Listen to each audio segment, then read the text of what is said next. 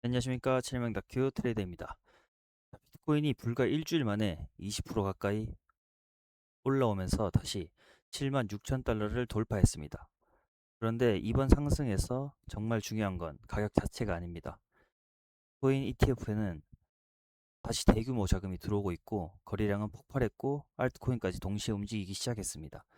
반면 고래의 대규모 거래소 입금과 선물 시장 청산이라는 분명한 경고 신호도 같이 나오고 있습니다. 그렇다면 지금 상승은 단순한 쇼키즈일까요? 아니면 시장에 돈이 다시 코인으로 들어오기 시작했다는 신호일까요?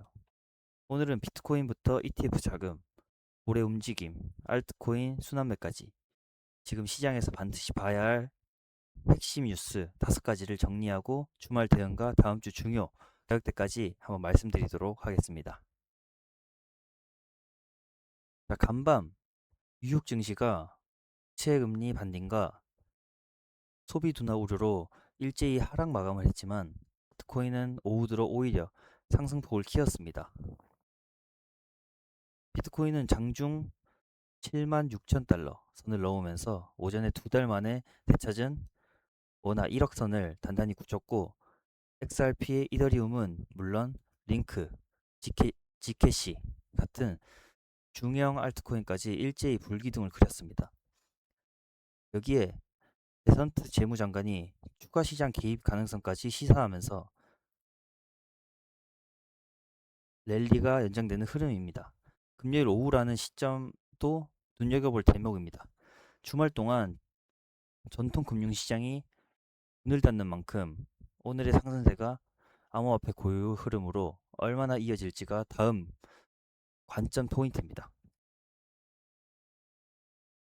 그리고 오늘의 지표를 정리해보면 주요 지표 현황, 비트코인, BTC, 그 다음 비트코인 원화, 그 다음 XRP, 이더리움, 업비트 24시간 거래대금, BTC 현물, ETF 순유입, 선물 청산 이렇게 보시면 이렇게 표를 정리해놨고 자 다음 하루 시장 흐름을 보면 쇼스퀴즈가 아니었다라는 증거 비트코인은 코인마켓캡 기준 24시간 8.55%, 7일 기준 20.37% 오르며 75,800달러대에서 거래됐고 장중 한때 7만 6천 달러를 상회했습니다. 이번 랠리를 둘러싼 가장 큰 질문은 이게 실수요인가, 쇼청산이 만든 착시인가였는데 자금 흐름이 답을 내놨습니다. 비트코인 현물 ETF에 20일 하루 6억 630만 달러가 순유입되며 전일보다 더 커졌고 상장된 크립토 ETF 전 종목이 유입을 기록했습니다. 이틀 연속으로 갈수록 커지는 유입은 기관이 돌파를 추격 매수하고 있다는 신호입니다. 업비트 24시간 거래대금도 16억 7천만 달러로 223.8% 급증하며 국내 투자 심리가 함께 달아올랐습니다. 그리고 추가 핵심 포인트는 데선트 재무장관이 국제시장 추가 개입 가능성을 시사한 것이 금요일 랠리 연장의 제조가 지목됩니다. 트럼프발 정책 압박도 한 축을 이어가고 있습니다. 다만 지난 1시간 1억 6,400만 달러 그리고 24시간 기준 13억 8,300만 달러의 선물 포지션이 강제 청산되며 레버리지발 변동은 여전합니다. CFTC의 셀러그 위원장은 클래리티법이 의회를 통과하지 못할 경우에 대비해 자체 암호화폐 규정 마련을 준비하라고 직원들에게 지시한 것으로 전해져 어느 경로로든 규제 명확화가 진행된다는 신호를 더했습니다. 자, 그리고 테마로 본 오늘의 자금 흐름. 첫 번째, 메이저 코인. 뉴욕 하락에도 비트코인, 이더리움이 상승폭을 키우며 전통 위험 자산가의 단기 디커플링이 이틀째 이어졌습니다. 하루 흐름을 구조적 상관으로 단정할 수는 없지만 금리 악재를 뚫는 자금 유입이라는 점에서 성격이 다릅니다. 자, 두 번째, 알트코인. 링크, 지캐시의 단기 급등은 개별 재료보다 비트코인 급등이 만든 순환매 성격이 짙습니다. 트럼프 대통령이 언급한 하이퍼 리퀴드의 하이퍼가 하루 20% 급등한 것은 정치적 발언 하나가 특정 알트코인의 자금을 빨아들일 수 있음을 보여주는 것이 영향이 되었습니다. 세 번째, 기간 그리고 ETF. 비트코인 ETF만 이틀 새 11억 2,300만 달러가 순유입됐고 이더리움 ETF까지 합치면 13억 달러 안팎입니다. 기간 자금의 방향 전환 신호로 읽힙니다. 다음 달 이더리움 공동 창립자 조셉 루빈과 비트마인 톰리 의장이 나란히 방안의 서울에서 기간 논의를 이어가는 일정. 이런 흐름과 무관하지 않습니다.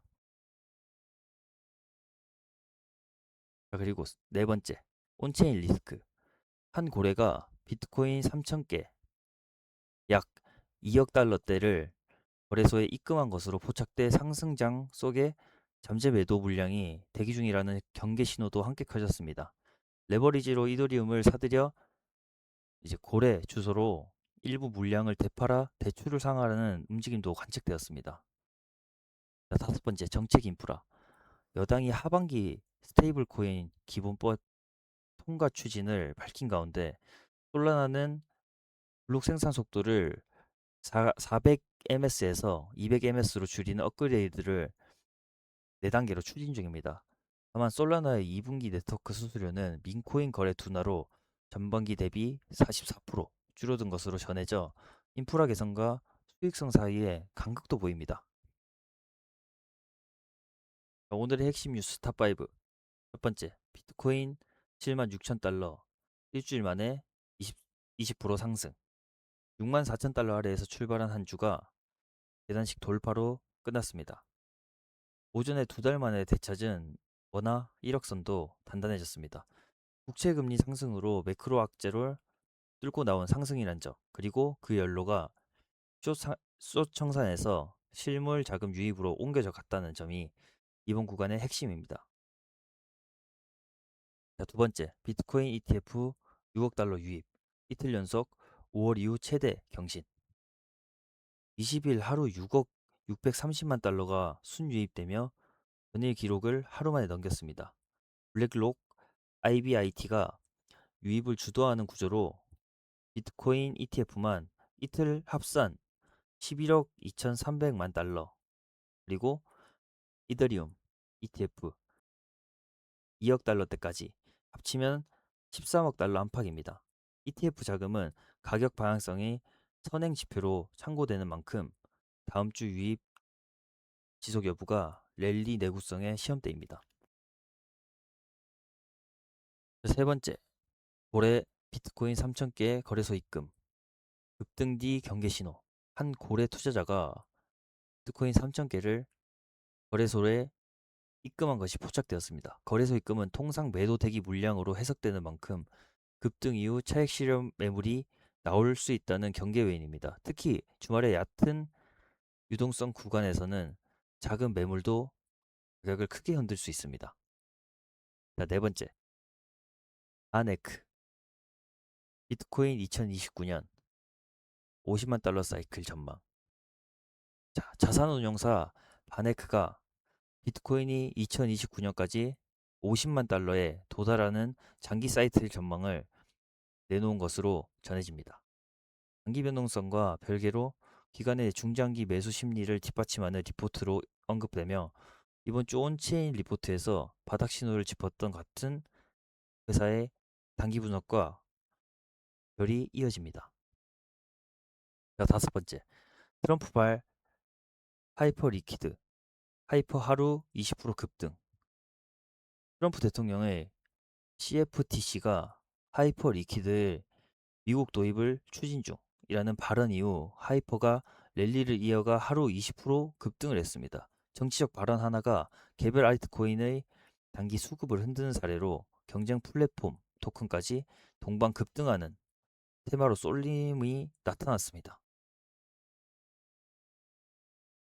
자, 다음은 주말 투자 포인트와 다음 주 전망. 자, 긍정 시나리오는 ETF 순유입 가속과 거래량 급증이 유지되면 7만 8천 달러에서 8만 달러 구간, 지도가 가능하고 알트 순환매도 이어질 수 있습니다. 반대로 부정 시나리오는 고래의 300개의 입금 물량이 실제 매도로 이어지거나 주말 얕은 유동성에서 급락이 나오면 7만에서 7만 2천 달러 구간까지도 되밀릴 수 있습니다. 주요 가격대는 지지 구간은 7만 2천 달러, 그리고 저항 구간은 7만 8천 달러와 8만 달러 부근입니다.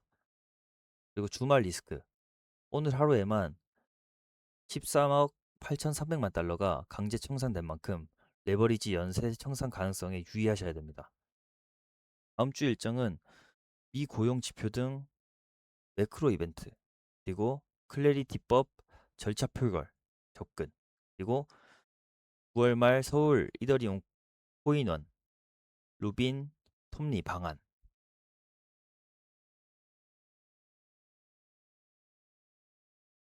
자, 마지막으로 오늘의 용어를 3개 정리해보면, 첫 번째 강제 청산.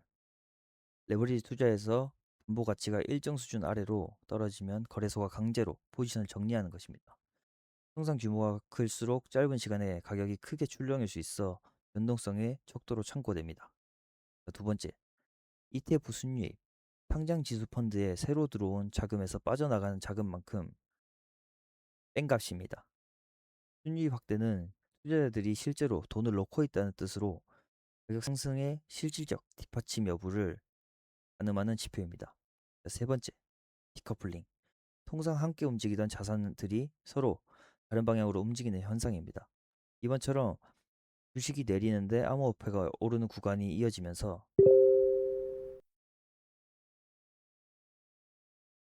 자금이 자산군 사이를 이동하고 있다는 신호로 해석되기도 합니다. 이 용어들을 이해하면 시장의 흐름을 더 정확하게 파악할 수 있습니다. 자, 오늘 영상은 여기까지고, 영상이 유익하셨다면 좋아요, 구독, 알림 설정까지 부탁드립니다. 감사합니다.